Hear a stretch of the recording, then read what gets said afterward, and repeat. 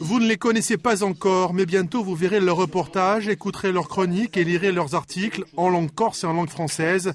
Ces 10 étudiants suivent une formation en alternance entre la faculté de Corté et les entreprises de presse. L'aspect langue corse qui vraiment m'avait intéressé dès le départ, lorsque j'avais vu les annonces pour passer le concours justement pour être reçu pour la formation.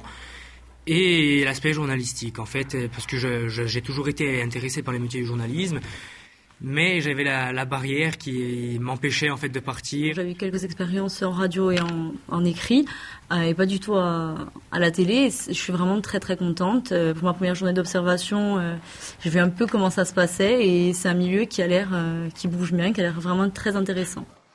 Les principaux partenaires se sont retrouvés au Palazzo Nazionale et des professeurs de l'École supérieure de journalisme de Lille enseignent les techniques du métier. Les enseignants de la fac de Corté sont chargés des cours de corse, une langue qui doit impérativement se moderniser. Ça nécessite aussi quelques prises de risque en matière linguistique à travers de l'innovation. L'innovation qui peut s'adosser par exemple à ce qu'on appelle l'emprunt linguistique, mais innovation aussi qui peut se référer aux ressources et au génie propre de la langue. La collectivité territoriale est partenaire. Pour Paul Jacob, le corse enseigné doit être de qualité. Cette formation va dans le sens du vote de l'Assemblée en faveur d'un statut de co-officialité.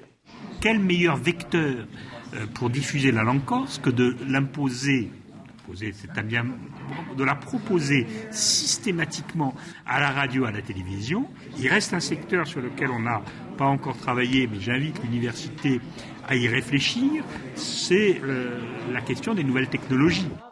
Ces futurs journalistes ont réalisé ce matin leurs premières interviews.